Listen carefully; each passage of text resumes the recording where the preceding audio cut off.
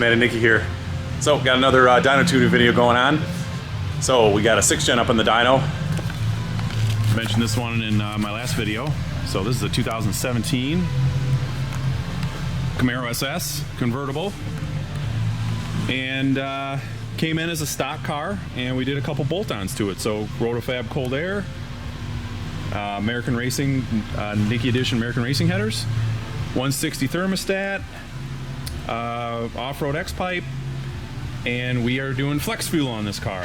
So it's got a DSX flex fuel module on it. And that's pretty much it. Nothing too crazy on this one, didn't get into the motor at all. So I did some working runs on pump gas, so on gasoline. It's looking pretty good so far. So we also, I guess I should mention, we did also upgrade this to this had a non-dual mode exhaust. It didn't have the dual mode, quad tip exhaust on it. It had just the dual tip exhaust on it. So we upgraded them. We got a bunch of them laying here, takeoffs, and we upgraded them to a ZL1 dual mode. Now I didn't hook the dual mode up. He's just gonna run it wide open all the time.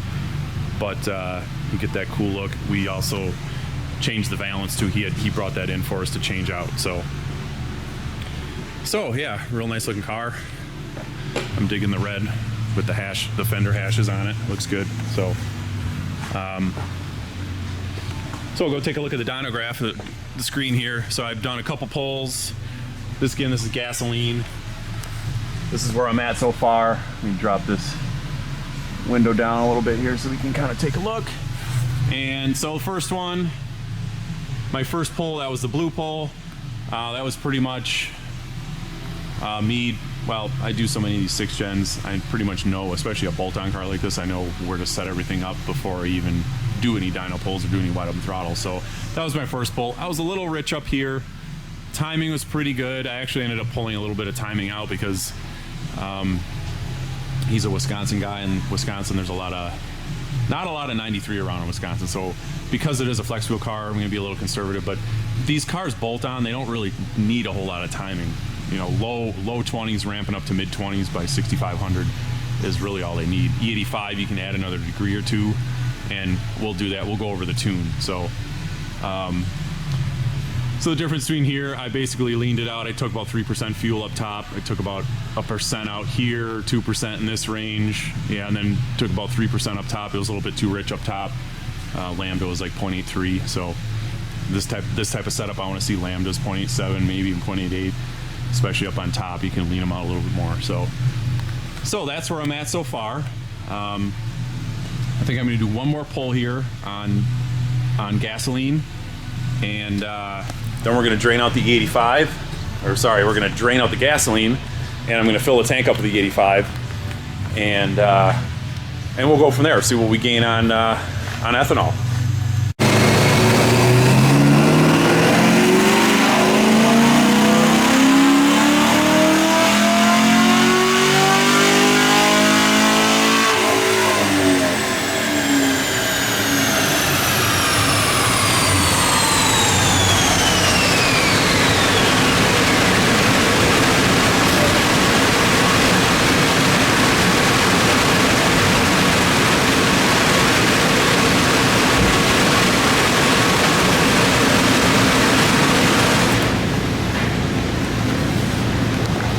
So that's my final pull on gasoline.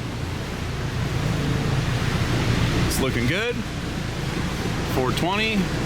Picked up just a smidge more. I leaned it out a little more. Actually took a little more timing out too, because a lot of the time when you run these, where I was for timing, I was like 25.6 up top. It's like 23, 24 in the mid-range. We'll look at the data log in a sec here. And actually, a lot of the time on the bolt-on cars, on gasoline, they'll make more power with less timing, being leaner, which is kind of the opposite of the way LS motors were. Port injected motors, sometimes you can push the fueling a little more to put a little more timing in them. but these higher compression engines that these DI engines are, they just don't need a lot of timing, but they like to run lean. They like being lean. So that's right. I was able to pick up just a couple more power, a couple more horsepower there. So that's pretty much what I expected for this package through an automatic. Let's take a look at the baseline. I think that was it. Hold on. Yeah, now I'm all screwed up. All right, bear with me, guys. When I first baselined this car, I was having trouble with my pickup. Nope, that's my first pull. I know it's on here. Not that. I know I had a clean baseline. There's my good baseline. Okay, so there was my baseline, 391. As I go through, cycle through different cars on the dyno, I have to change my pickup, the RPM pickup, which wraps around a spark plug wire, and I have to change the settings in the software for different cars. It's just the way that this DynoJet stuff works. So sometimes when I hook a car up and I throw the pickup on there, do a pull, I get all these scrambled RPM readings, and I have to do a couple pulls to find the right setting for specific cars.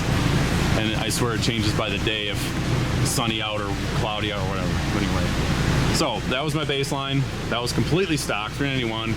That was the 408 was a working run. 417, and I did some other runs there. 420. So that is all pump gas. That's, I should say, 90. I'm assuming it's 91 octane because the ethanol sensor is reading like 2% ethanol. So normally 91 octane pretty much has no ethanol in it. The ethanol sensor will just read like 1 or 2%. So I'm assuming that's 91 octane. And again, this car's from Wisconsin. That's mostly what we're getting. These guys are getting in Wisconsin. So time to drain that out. There's about a quarter tank of gas. So I'll drain the rest of it out.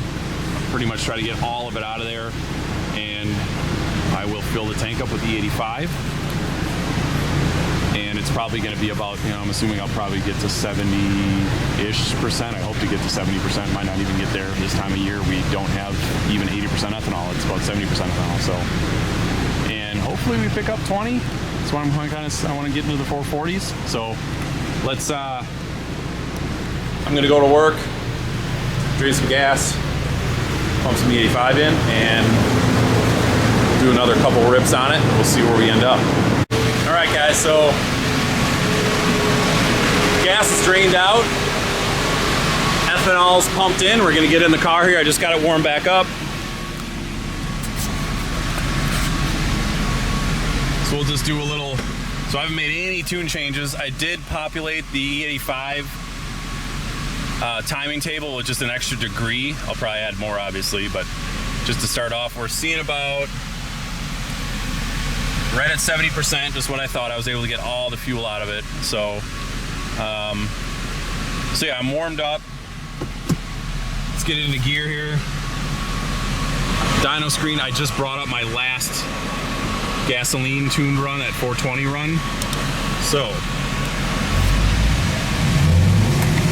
let's see where we end up with no tuning changes here. Should be pretty close.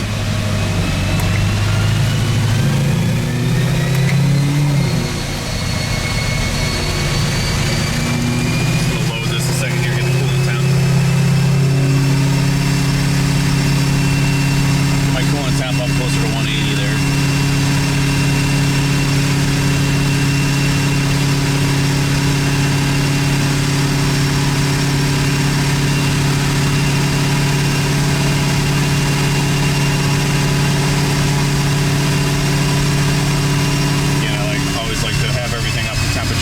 Same for every single run.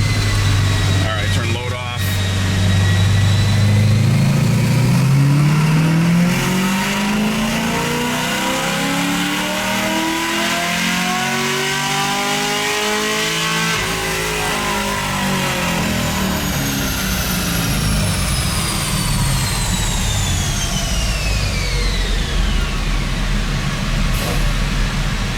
All right, stop that, shut this off.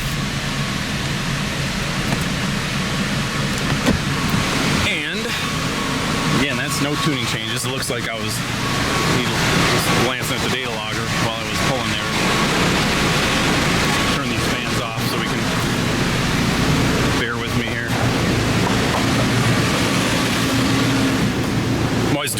these videos by myself, so it's not like some of these other channels you're watching where it's got a couple guys filming. I'm doing this. I'm all by myself at the shop right now. It's late Friday night, so that is just that. That's, I mean, literally, that's a degree of timing over.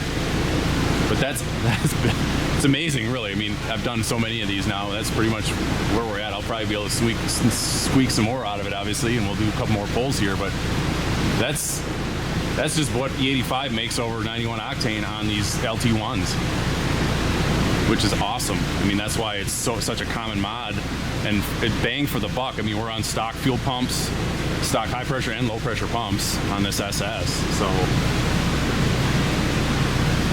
yeah, that's a huge gain. So, and it looks like, I think I'm going to be able to put another degree or two of timing in it, and the fueling was a little wonky, but yeah, that's looking good so far. So I'll let me make a couple more changes here, and I'm going to do a couple more pulls, and I'll video a couple more here, and we'll see where we end up with some more tuning changes.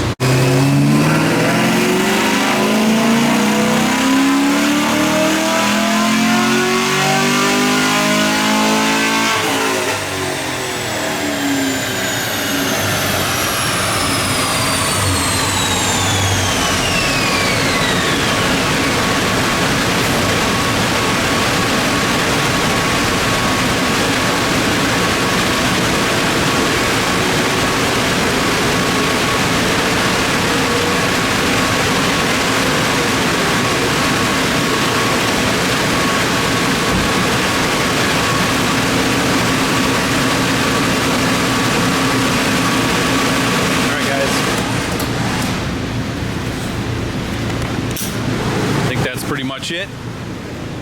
Did a couple more pulls on this E85. Just able to pull a couple more out of it. Got a little bit more in the mid-range here. Put some timing in the mid-range. Added a little bit more there. Picked up a few foot-pounds. But yeah, so 440 to 449. We'll call that 445. 474 torque. Big torque number here. That's SAE. So, and you'll see. Let's. So all these working runs, I'm gonna bear with me while I find these again. All right, so one of these is the baseline. Now that's my screwed up pickup. Okay, so there's my baseline.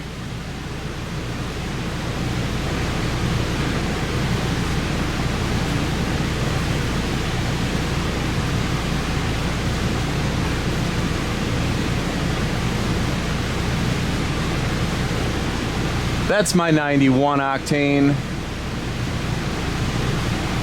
That's my E85. So there's the three. And again, this is really what we're after here. We can pick up the gain. So we picked up 50, no, whatever that is, 391, 53 horsepower-ish, something like that overall. So again, that's a cold air, that's headers, that's an off-road X pipe, and a thermostat and E85. That's a stock intake manifold, stock throttle body, and that's why, you know, these stock LTs, that's why this kind of rolls off at the top. I was able to, you know, obviously you can kind of see here how the stock really wants to drop off, and with the tuning, I'm able to extend that RPM range here. Let me get the camera there.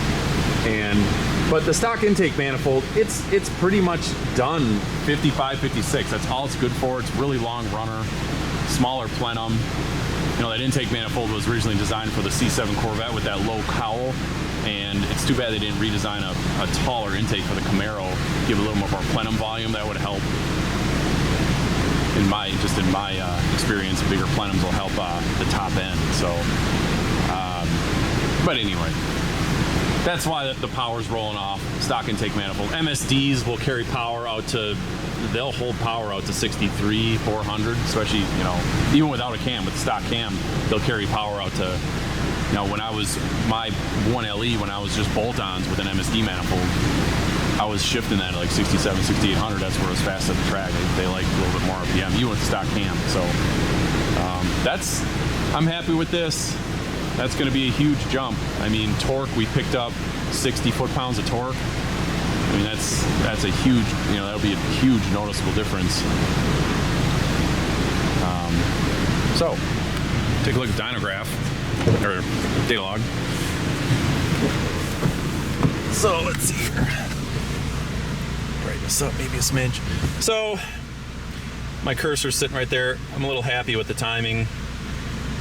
I might pull a smidgy, like a half a degree out, but I'm not going to set this car to shift that high. I think this car is going to shift about 60. Looking at that dyno graph, I don't know that it needs to shift above 60 right there. So it's not really ever going to go that high unless he's paddle shifting it. But I'll just pull this some timing out of the top. It's just a tick a knock there. So a degree. Air fuel, 0.87, 0.87, 0.88, 0.87, 0.88, 0.88. That's where these are always happy on gas and E85 with bolt-ons. Even cammed, you know, your cylinder pressures are a little higher, so you can run them 0.86, 0.87, smidge richer. But timing, again, this is E85 timing. I don't think I showed you guys a log of the 91 octane timing, but 91 octane timing, I was down about 3 degrees from where this is at now, going across here. I'm adding about 3 degrees of timing here, so yeah, ramping up to 27. You know, I'll probably, here where it went up above 27 is where it started to pull that little bit back out, so I'll just keep it at right at 27 on the top end there. I'll just pull a little bit out, so, but that's looking pretty good. I bumped my fuel pressure up a little bit. High pressure, I usually bump that up, just about a megapascal is about all I add, megapascal and a half, something like that. My low side it's holding. But again, on a stock SS pump, we usually run these up close to the limit of those things. So pulse width, obviously we're starting to get into there, but we're still looking fine. We're still below 5.5. 5.5 is kind of the that's kind of the limit you want to see. You can push to 5.6, 5.7, 5.5. Anything after 5.5 milliseconds, you'll start to lose power because there's just not enough time for the fuel to homogenize in, you know, since it's being sprayed directly in the cylinder, unlike a port injected motor, since it's spraying into the port and it's hitting the back of the intake valve, the hot intake port and intake valve will vaporize the fuel. So most of the fuel coming into a port injected motor, a lot of it's just vapor, and because it's so early, because it's coming in on that intake stroke, you know, usually the injector's done spraying before the intake valve even opens, and you got really good homogenization of the fuel and air. You know, they're basically the mixture, how the fuel is mixing with the air, how it's, you know, before you know, get to bottom dead center, and, you know, by the time you start to compress, you want a nice super well mixed air and fuel in the cylinder. You don't want spots where there's more fuel and there's droplets. And so when you start getting too late, where you're pushing the injection too far into the intake stroke on it, so I'm talking with the direct injection here, since you're spraying it directly in the cylinder, you don't have that hot intake valve and that hot intake port to help start to vaporize the fuel. And so when you go too late, you're spraying into compression, into the compression stroke as the piston's coming up in the compression stroke. You're still spraying into that, into the compression, and by the time the piston comes up and the spark tries to ignite stuff, you got pockets of fuel that aren't fully mixed with the air. And with boost, you can actually damage the pistons. That's how a lot of guys are blowing these LT motors up, is you're going too wide on pulse widths. But you'll actually start to lose before you blow one up, before you get to like 6.5 milliseconds where you can start hurting pistons. You start to lose power up in the top end. So if you ever watch other dyno videos of LT cars and you see real wonky dyno graphs where above 6,000, 6,500 on something boosted, even LT4 stuff, and the dyno graph starts to get wonky, and that's because the pulse width is getting pushed too far, and either the fuel pressure is dropping off, high or low side, or there's just not enough injector. And these LT motors can handle quite a bit of power if you fuel them correctly, especially on the 85, but you have to fuel them correctly, and you got to get the fuel in early enough, and you can't, you know, you can't be putting pulse widths as 6 milliseconds, 6.5 milliseconds. It's, you know, in the mid-range, you can get away with 6 milliseconds, but at the top, absolutely not. It's just too much, and that's how you hurt stuff. But you can see at the top, we're 4.5. We got plenty of headroom. So, again, I'm rambling about stuff, but just like to try to inform you guys on the mysteries of tuning this stuff. So those dynographs again, I'm happy with that. So I'm gonna pull this off the dyno. I'm gonna go take it for a ride, make sure the trans is shifting right, make sure the fuel chumps look good on the 85 on the street, and that'll be it for this one. Thanks for watching, guys. We'll talk to you next time.